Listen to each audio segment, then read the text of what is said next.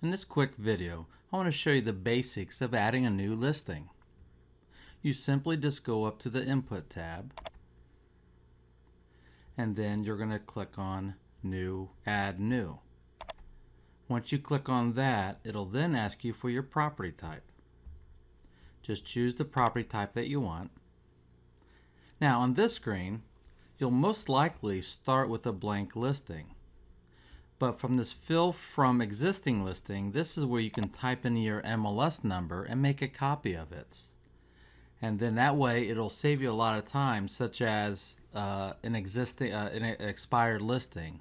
Instead of re-adding it all over again, as long as it's your listing, you can go in and type in the previous MLS number and it pulls it over and it recopies most of the fields in there, saving you a lot of time. And if you don't know the MLS number, then you can just come down here and search for it by street name or other criteria. But like I said, most likely you'll just start with a blank listing. Now you'll see up here you got all these tabs here at the top. It talks about your salesperson's name, and if you're not the salesperson but you're adding it for someone else, you can always look them up or type it in. And if you do type in the salesperson's name, just simply hit refresh and then you'll see the correct person's name in there. You'll also notice that we have yellow fields. These yellow fields means they're required. You have to fill these in. You just go through this list and pick and fill in as much as possible on this first tab. Down at the bottom, you'll notice that you can always save it as incomplete at any time. And I also want to make note that if you go through and start typing things in, and let's say you forget and you walk away from your computer and you don't have a time to save it as incomplete, we do have an auto save. So that way when you log back in, we'll notice that you didn't save it and we'll save it for you and give you the option to recover it. But always try to make sure you save it as incomplete if you get a chance. And if you don't made a mistake and you don't want to input this, then you can always hit the cancel input here, which stops this new listing. Validate, what validate does, it's very similar to the submit listing. Validate and submit listing will go through and check and see if all your fields have been entered, and if they have been entered, if they were entered correctly.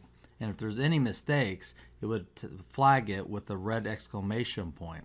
But the difference with submit listing is if you have everything already in there and it's correct, then it would actually make it a live listing so everyone can see it.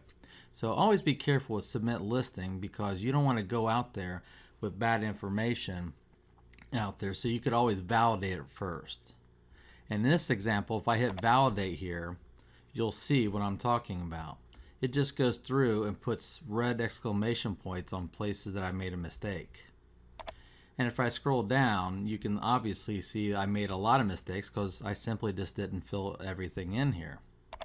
And if I scroll down more, there is a red line that says there were errors on this input form. Click here to view them. And by clicking on that, you can actually see the places where I made a mistake. And I'll just close that. So you're just going to want to go through and pick your options. You'll notice it says maximum of 1 and so forth here. So I'm just going to fill those out. And now if I hit validate, it'll go through, and when I go back down, you'll notice I don't have errors on those fields because I have those in correctly. Next, you'll just scroll through and pick your rooms. Now rooms, this is a little different from probably what you're used to.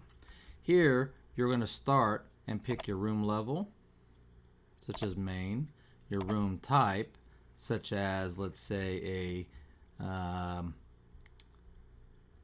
we'll say master bedroom here on the main level, and then you can put your room sizes in. And then you can hit more, and then I could say main level again, but this time I could say master bedroom. I could say ensuite here, 1-piece, 2-piece ensuite, maybe it's a 4-piece ensuite bathroom. So that way the master bedroom has an ensuite bathroom of 4-piece. And then I can hit more, and I can pick maybe something as another bedroom, and this one could be on the second floor, and hit more and add another and another. As I scroll down, you'll notice you can type in your realtor remarks here, your client remarks, and your directions here, and your realtor.ca remarks. Now, it's a little different also in the remarks. So as you type in something, you'll notice it doesn't copy it over like the old system. So as you type it in, you might want to just come in here and highlight it, right click and copy it, and then go here and copy and paste it into these other fields. And as you remember, the realtor remarks are always a little bit more than what you had before. So you can type it in originally and then add the extras into the realtor remarks. And then you also have like inclusions, finished, exterior finished here, and it tells you how many maximum you pick and so forth here. And even though something is not a required field, I still highly encourage you to fill it in, because you don't know how other people are searching for listings. So if I was searching for a fireplace and the listing agent didn't say a fireplace, even though it's not required, you should put it in, because now they'll find your listings. And if you don't put it in and your listing does have a fireplace, wood stove fireplace, then they won't find your listing. So make sure you fill in as much as possible there. And then we got the last tab here called map. On this map one, once you give us the street number and street name, we will map it for you. But I would also encourage you to go in later and set map long, lat long manually, and then this way you can pin the listing exactly where it needs to go. Now in this example, I didn't have an address in here, so I would have had an address such as 3020. This is just the MLS address here, location. And I'll locate it. So once it finds a property there, then you can say done, and there it is. Now you can always check it later and move it again, but now that it's mapped correctly, you might want to check the Google Street View too, and this will show you what it thinks the Google Street View is. And you can always fix this, move it down the street, maybe even look at it from a different angle here.